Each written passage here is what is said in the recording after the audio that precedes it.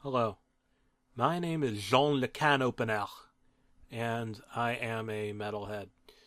As a metalhead, I've always loved the classic metal show on MTV musical television known as Headbanger's Ball.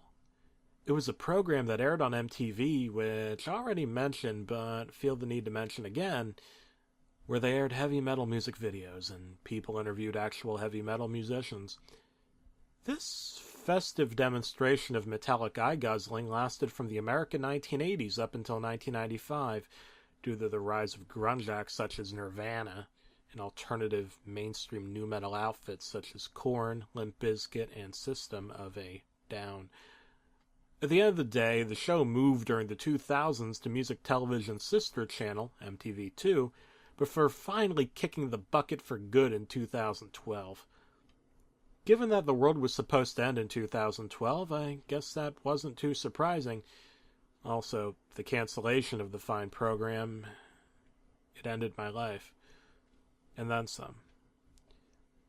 Now, I know this is a recurring theme in the world of internet memes, but there is a lost episode of this brutally face-melting heavy metal air guitar show. Given that I'm writing a creepy story on the internet, a lot of people are almost certainly suffering from a coma as I'm typing this. Therefore, I just revealed the plot twist to you, but you knew that one all along. Anyway, I'm here to tell you this shocking tale. I decided to update my music taste from classic hair metal acts that we all love, such as AC/DC, Dokken, Rat, Accept, Scorpions, and pretty much all music that truly rocks my cargo shorts, because I felt the need to develop actual taste in the late 90s and early 2000s. Nu metal acts such as Limp Bizkit, Korn, Linkin Park, Mudvayne, Papa Roach, Drowning Pool, and System of a Down became my everything. I even started my own rap nu metal band called Square Bees, in which I did the rapping and my buddy, DJ Trump Wax, did the clean vocals. My other band brothers included Saget McFag, which actually means Danny McCigarette. He wears a Spider-Man costume, playing guitar. Wolfgang Rat Pack, wearer of rat costumes and smeller of Sanchez, in charge of turntable duties, and Dr. Zeus, who loudly and proudly eats creepy old green eggs and ham over medium, but rapes it during dinner time, as the provider of fat drum beats.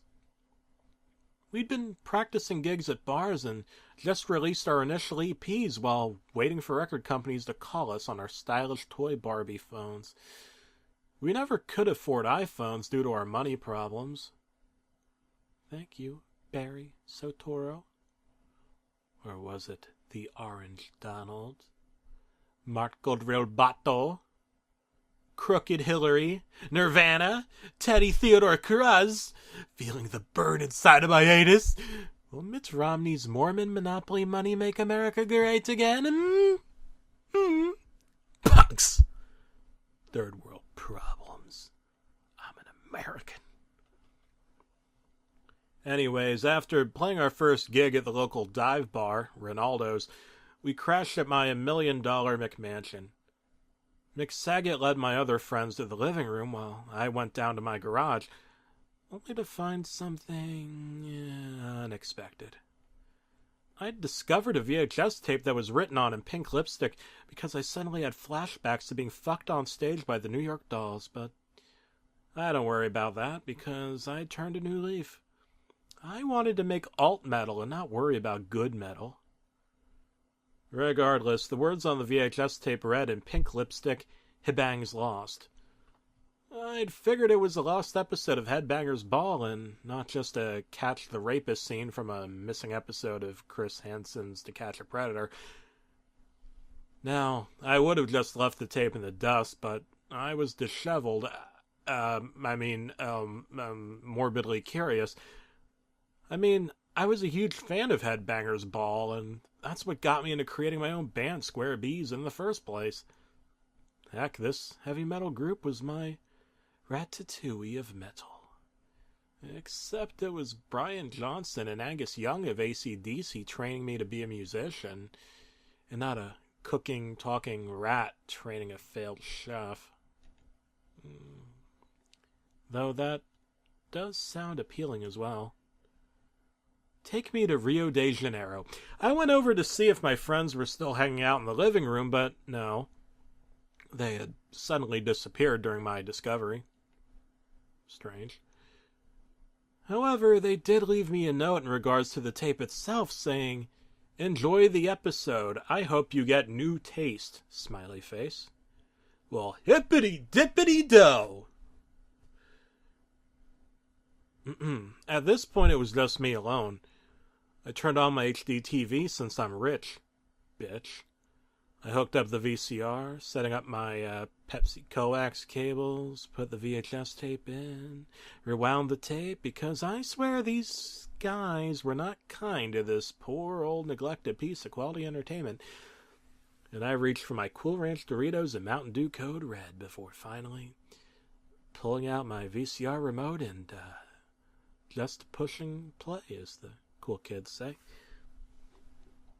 Alright, so this is weird, but the episode began with a copyright date of 2015 in a drippingly blood-red Cosmic Stands font, meaning that this episode was aired last year as I was watching it, despite the show ending 3 years prior.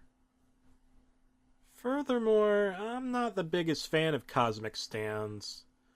Now, Limp Bizkit, I'm a 100% fan of, but Cosmic Stands? Now that's just bad fortune. The host of the show, Ricky Rockman, who actually appeared during the 90s, was in this episode, despite that, once again, this was a 2015 episode somehow. I assume that this was a reunion episode, but I also recalled that when you assume, you make an ass out of you and me. As for Ricky, he looked stoned and out of his mind bored, like he'd popped one too many Prozac pills. Not to mention that his hair looked messy, as if he had a bad hair day, and his penis size was extremely long as well. He even showed off his dick on national television. Then he spoke in a monotonous voice. "Hey guys, welcome to Headbanger's Ball, where we give head with my metal pipe. I'm Ricky Rockman, and I don't know what music video I'm gonna show you today because I'm already dead inside." Give head to metal pipes? What kind of shit was this? I didn't realize they were going literal in that sense. Oh, wait. I just read the name of the first video off my cameraman's asshole. Here's the first music video we'll show you. Crawling by Linkin Park Stank. Now, that song is not metal, which is unusual, but it's something I do like to listen to. What was shocking, though, is that they didn't actually play the music video for Crawling, but instead played Crawling in My Crawl, which is actually Crawling, except more of a meme, and from a YouTube video, and it had Chester Bennington's face all over. The audio was so distorted that it sounded like a satanic ritual, unheard of in heavy metal music. I kinda chuckled at first, despite being offended, because maybe they were just playing a prank, but in the next part, Ricky was seen on the floor passed out, with visible drool oozing out of his mouth and onto the stained glass floor. He didn't move at all for the next 30 seconds, and there was nothing but silence. I questioned what was going on, and I even considered calling the police before remembering that my Barbie phone was all out of batteries. Suddenly, Axl Rose popped out and beat the shit out of Ricky. Afterward, he sang Shackler's Revenge from his own band Guns N' Roses, but changed the lyrics to be about Colonel Sanders forcing Ronald McDonald to eat buckets of his chicken. Next, he gratuitously beat Ricky again and again before sucking his cock with a crazy straw for the remainder of the entire episode. "Now this is how you bang head against my balls, bitch!" he screamed excitedly. When the program cut to the final music video, It was a mashup of Limp Bizkit's Break Stuff and Thomas the Tank Engine's theme song combined into one with credits rolling. This was all that was left as the content of the tape had reached a conclusion.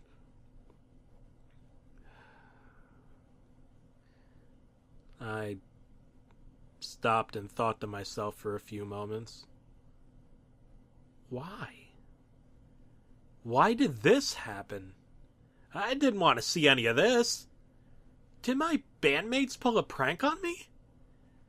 Was it because I have no real friends and my entire band is just a figment of my imagination? Either that, or did MTV decide they wanted to ruin my entire fucking childhood? I just couldn't fathom this. It was the worst experience of my entire life. Though I did watch Geely once. My whole career of being a rock musician was a lie. After finding batteries in my microwave, I tried to call the cops, but they wouldn't believe me. They thought I was an insane psychopath. They offered to take me to a mental institution, but I told them that that's what life is pretty much about in a nutshell. It's the normal people you should be afraid of. I snatched the tape out of my VCR and stormed to the garbage outside. I threw the tape into the trash, grabbed my matches, enjoyed the sweet smell of sulfur, and then I lit my garbage can on fire. Then I grabbed a big bucket from the garage, ran back outside, and as the fire got worse, I threw water at the garbage, pretending that it was holy water, and yelled, "Get that demon spirit out, you gosh darn fucking cocksucking shithead poopy doopy McDoodle head!" And the tape was gone. No more. It had ceased to be. The next morning, I had an obsession with actual hair metal, listening to AC/DC, Scorpions, Def Leppard, Accept, Motley Crue, and many, many more. I disbanded the Square Bees, fired my bandmates for being imaginary, and decided to watch actual Headbangers Ball from the 1980s on YouTube. Because I'm a metalhead and a headbanger, I realized that what really counts comes from inside. You're metallic inside because I'm a robot. Anyway, there's your happy ending. Oh, one more thing.